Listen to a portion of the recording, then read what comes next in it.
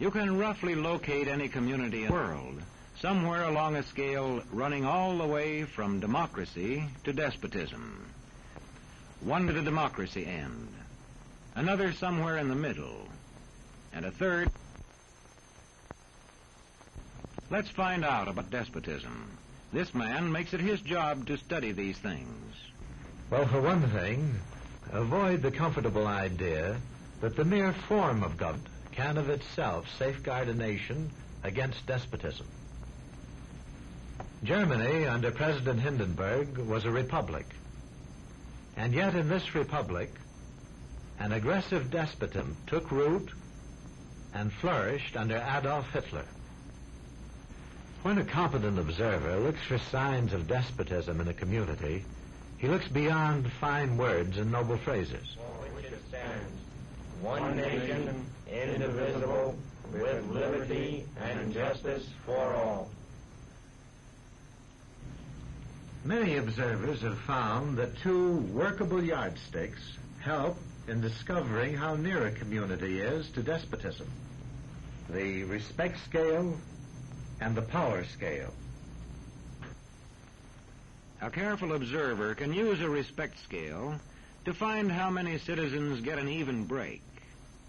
As a community moves towards despotism, respect is restricted to fewer people. A community is low on a respect scale if common courtesy is withheld from large groups of people on account of their political attitudes. If people are rude to others because they think their wealth and position gives them that right, or because they don't like a man's race or his religion.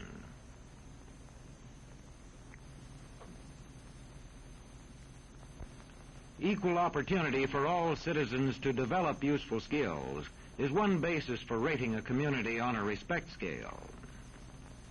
The opportunity to develop useful skills is important, but not enough. The equally important opportunity to put skills to use is a further test on a respect scale.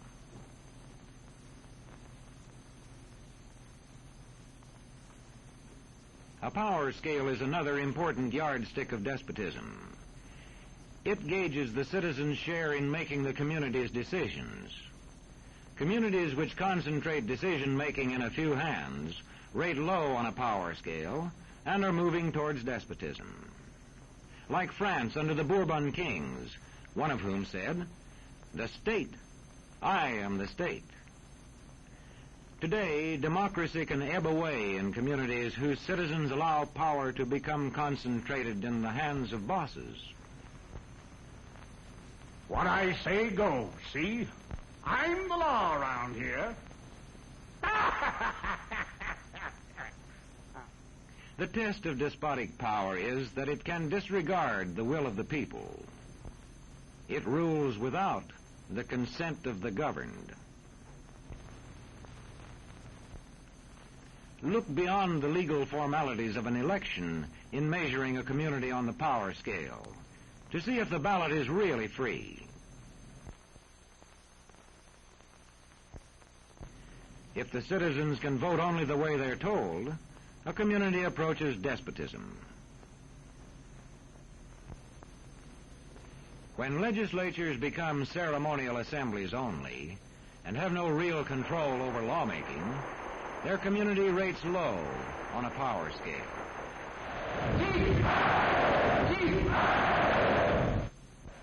In a downright despotism, opposition is dangerous, whether the despotism is official or whether it is unofficial.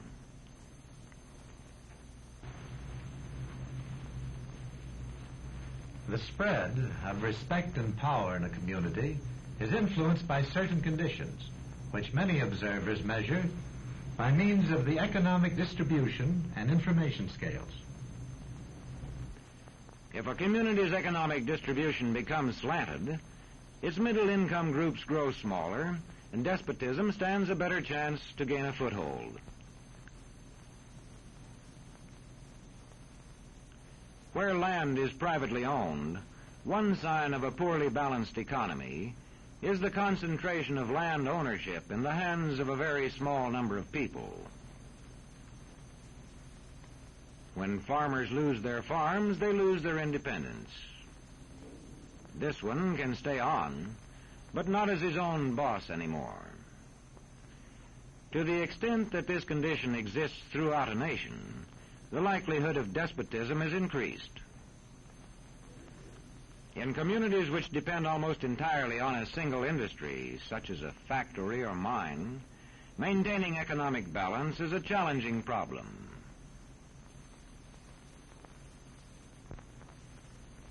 If this condition exists over the nation as a whole, so that the control of jobs and business opportunities is in a few hands, despotism stands a good chance.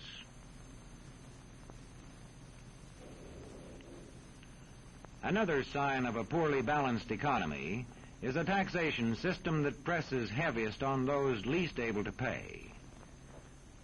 A larger part of a small income is spent on necessities such as food. Sales taxes on such necessities hit the small income harder. In the days of the salt tax, feudal despotisms were partly sustained by this and other effects.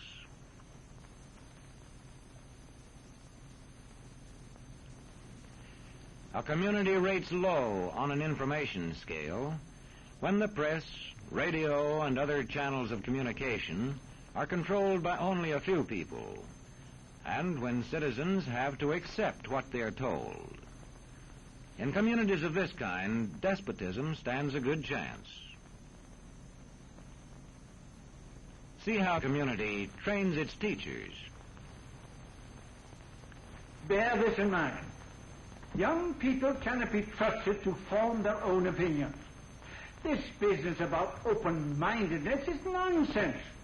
It's a waste of time trying to teach students to think for themselves. It's our job to tell them. And when teachers put such training into practice, despotism stands a good chance. These children are being taught to accept uncritically whatever they're told. Questions are not encouraged. How can you ask such a question? Have you got a textbook? Yes, ma'am. Does it say here that our law courts are always just? Yes, ma'am. Then how dare you question the fact? Sit down. And so we aren't surprised when... But it must be true. I saw it in this book right here. And if books and newspapers and the radio are efficiently controlled, the people will read and accept exactly what the few in control want them to. Government censorship is one form of control. A newspaper which breaks a government censorship rule can be suspended. It is also possible for newspapers and other forms of communication to be controlled by private interests. I thought I told you to kill that story. It'll cost us a lot of advertising. If that story goes out, I quit. All right.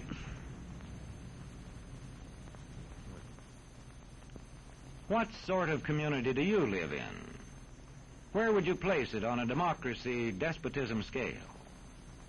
To find out, you can rate it on a respect scale and a power scale. And to find out what way it is likely to go in the future, you can rate it on economic distribution and information scales. The lower your community rates on economic distribution and information scales, the lower it is likely to rate on respect and power scales, and thus to approach despotism.